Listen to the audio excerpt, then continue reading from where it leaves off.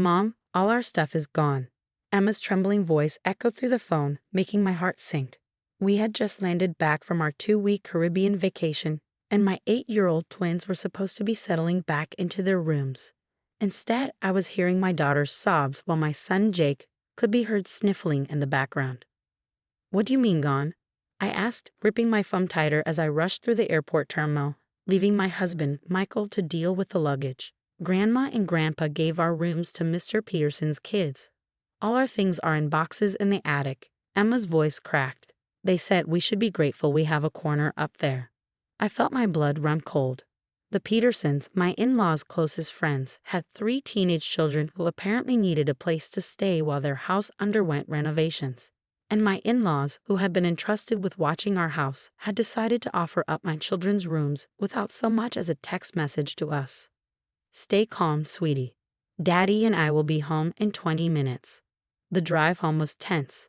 Michael kept insisting there must be some misunderstanding, that his parents would never do something like this. But I knew better. Barbara and George Mitchell had always favored their friends' children over their own grandchildren. To them, the Petersons' kids were accomplished. The eldest was a tennis champion, the middle child a math prodigy, and the youngest some kind of musical genius.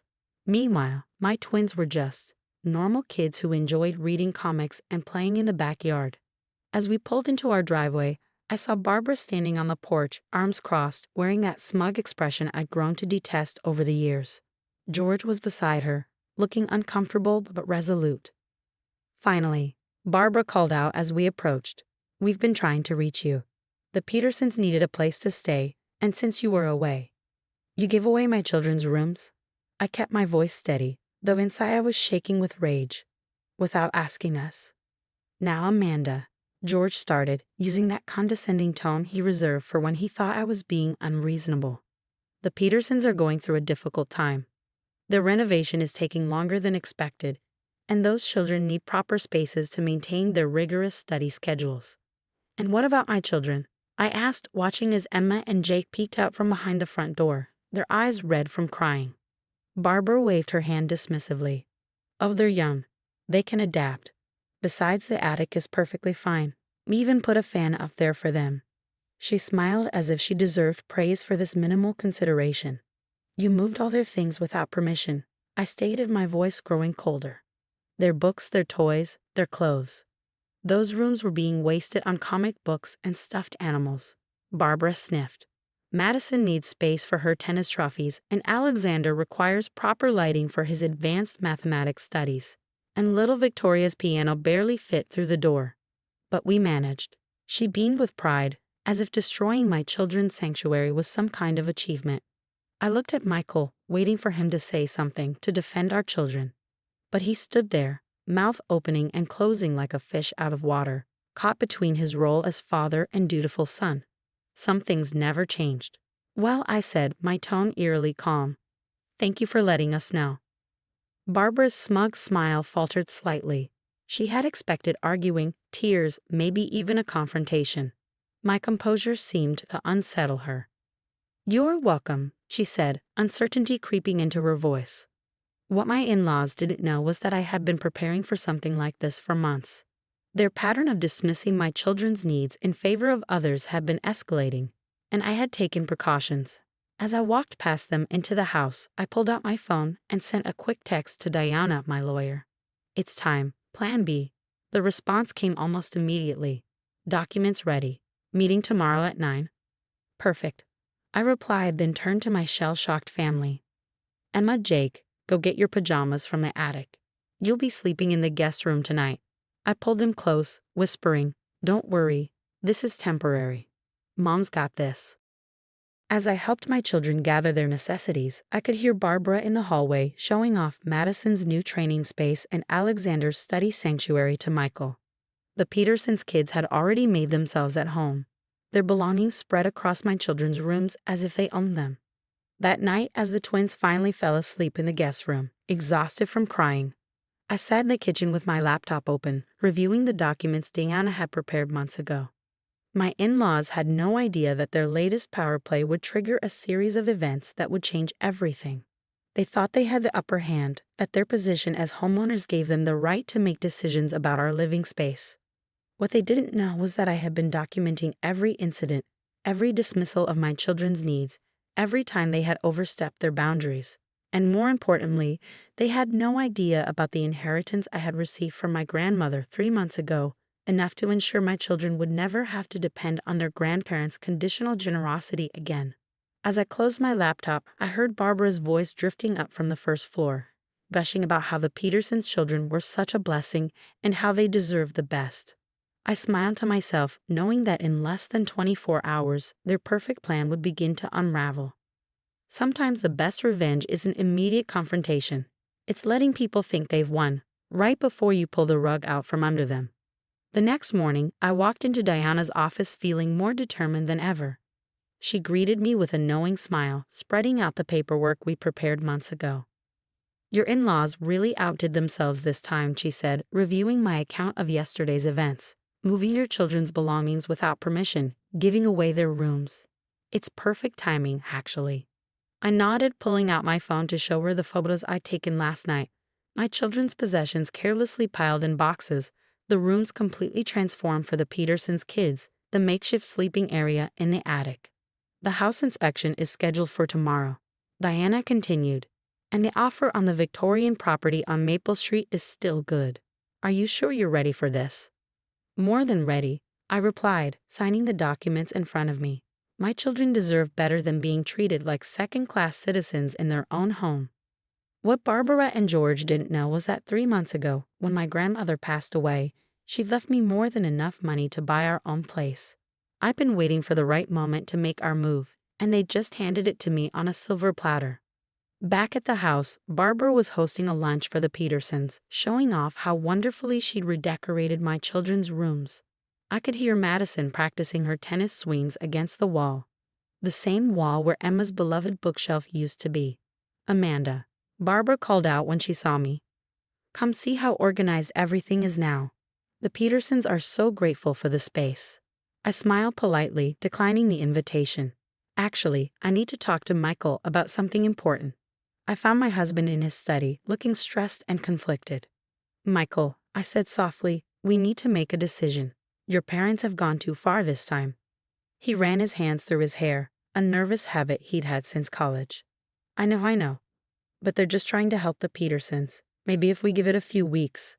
"Our children are sleeping in the attic, Michael. Their belongings are in boxes. How many more weeks should they endure that?" Before he could answer, the doorbell rang. Right on schedule, Tom Peterson, the children's father, arrived to check on his kids. I heard Barbara's delighted greeting, followed by a tour of the newly arranged spaces. "And look how perfect Madison's trophies look on these built-in shelves." Barbara's voice carried up the stairs. "Amanda's children barely use this room anyway, just collecting dust with all those books and toys." That's when Michael's expression changed. Perhaps it was hearing his mother dismiss his children's existence so casually, or maybe it was seeing the tears welling up in my eyes. Whatever it was, something finally clicked. "What do you need me to do?" he asked quietly. I handed him the papers Diana had prepared. "Sign these. It's time we stood up for our family." The next morning, while Barbara was helping the Peterson children prepare for their various lessons, the housing inspector arrived. I watched from the kitchen as she methodically went through each room, taking notes and photographs. "Mrs. Mitchell," she called out to Barbara, who had rushed to investigate the unexpected visitor, "I'm here to complete the inspection for the rental agreement." Barbara's face went pale. "Rental agreement? What rental agreement?" "The one filed yesterday," the inspector replied, checking her paperwork. "According to this, you're renting out rooms to the Peterson family." "That's ridiculous," Barbara sputtered. "This is our house. We're just helping friends." "Actually," I interjected calmly, "you're operating an illegal boarding house. You've accepted payment from the Petersons for the rooms, haven't you?" Barbara's silence was telling. I knew the Petersons had insisted on paying something for the space, and my in-laws would never turn down money. "That's what I thought," I continued. "Unfortunately, this neighborhood isn't zoned for such arrangements, and since you've displaced minor children to accommodate paying tenants." The inspector's eyebrows shot up. "Displaced minor children." I led her to the attic, where Emma and Jake's belongings were still piled in boxes. The inspector took more photos, her frown deepening as she documented the makeshift sleeping area. "This is a serious violation," she stated firmly. "The attic isn't approved for residential use, and displacing minors from their legal residence to accommodate paying tenants. I'll need to file a report immediately." Barbara stood frozen, her face cycling through shades of red and white. But we own this house. We can do what we want." "Actually," I said, pulling out another set of papers, "Michael and I have been paying the mortgage for the past 5 years. The house is in our names. You just live here." The truth hit Barbara like a physical blow. She'd always lorded their supposed ownership over us, using it as leverage to control our lives. But she'd never bothered to check the actual paperwork when Michael and I took over the payments years ago. "You can't do this," she whispered, but her voice lacked its usual conviction. "I already have," I replied. "The Petersons will need to find other arrangements immediately. And as for you and George, we'll be having a family meeting tonight about our new living arrangements." As I watched Barbara stumble away to make some frantic phone calls, I felt no satisfaction, only relief. Sometimes standing up for your children means making difficult choices, but I knew in my heart this was the right one. The Victorian house on Maple Street was waiting for us, its keys already in my pocket. Emma and Jake would each have a room twice the size of their old ones, with a shared playroom in between. Most importantly, they would have a home where they were valued, not tolerated. Barbara had no idea that her power play had just cost her everything, but she was about to find out. The family meeting that evening was exactly as tense as I'd expected. George and Barbara sat on one end of the dining room table, their usual confidence shattered. The Petersons had left hours ago, rushing to pack their children's belongings while muttering about being missiled. "So," George began, his voice gruff, "you've had this planned all along, haven't you? Waiting to humiliate us." I placed the keys to the Victorian house on the table. "No, I've been planning to protect my children. There's a difference." Michael, sitting beside me, finally found his voice. "Mom, Dad, you've left us no choice. The way you've treated Emma and Jake, it's been getting worse for years." Barbara's eyes narrowed. "We were trying to help our friends. Those children have real talent, real potential. And our children don't?" I cut in, my voice sharp. "Because they prefer reading comics to playing tennis? Because they'd rather build pillow forts than practice piano? That's not what Barbara started, but I wasn't finished. "You moved them to the attic, Barbara. The attic. Like some unwanted furniture you couldn't be bothered to store properly." George shifted uncomfortably. "Now, Amanda, you're being dramatic. It was temporary." "Everything's temporary with you both," Michael interrupted. "Every time you overstep, every time you hurt our children, it's always temporary, or for the best, or you're being too sensitive." He took a deep breath. "Well, you're right about one thing. It is temporary. Because we're moving out." The silence that followed was deafening. Barbara's face went through a range of emotions: shock, anger, fear, before settling on something close to panic. "Moving," she whispered. But this is your home. Where would you go?" I slid a photo of the Victorian house across the table. "Here. Closing is next week. 3 bedrooms, a playroom, and most importantly, no attic." "You can't afford," George started, but stopped when he saw my expression. "My grandmother's inheritance," I explained calmly. "The one you kept telling me was wasteful to save. Turns out it was exactly what we needed." Barbara started to cry, not her usual manipulative tears, but genuine sobs. "This is all because of the rooms. We can fix this. The Petersons will find somewhere else." "This isn't about the rooms," Michael said firmly. "This is about years of dismissing our children, of undermining our parenting, of treating Emma and Jake like they're somehow less worthy than other children. The rooms were just the final straw." I stood up, pulling out one last document. "You have 2 choices. Either you can move out by the end of the month, or you can sign this agreement." "What agreement?" George asked, reaching for the paper. "New house rules. No more unilateral decisions about our children. No more comparing them to others. No more rearranging their lives without our permission. And most importantly, no more treating them like second-class citizens in their own home." Barbara's tears stopped abruptly. "You're giving us ultimatums. In our own." "My house," Michael corrected. "Our house." The one we've been paying for. Your names aren't on any of the paperwork, remember? The realization of just how much power they lost hit them both at once. Years of holding their supposed ownership over our heads, only to discover they had no legal claim at all. You have until tomorrow to decide, I said, standing up. Now, if you'll excuse me, I need to help my children move their belongings back to their rooms. As I headed upstairs, I heard Barbara's muffled voice. George, do something. But there was nothing they could do. They'd played their hand and lost everything. The next morning, I found the signed agreement on the kitchen counter. Over the following weeks, the change in my in-laws was remarkable. Gone were the snide comments about Emma's comic book collection or Jake's love of building blanket forts. They even started showing genuine interest in their grandchildren's activities.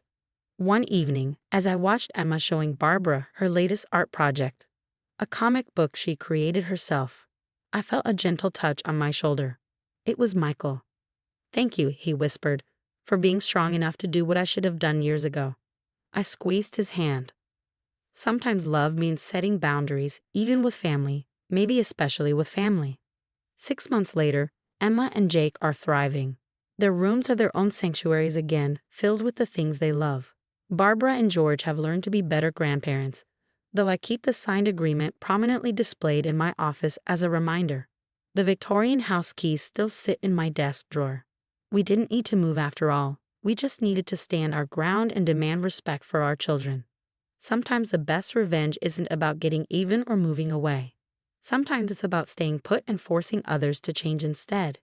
Looking back, I'm grateful for that moment when my in-laws pushed too far. It gave us the courage to finally stand up and say enough is enough. And in doing so, we didn't just protect our children's rooms, we protected their right to be exactly who they are.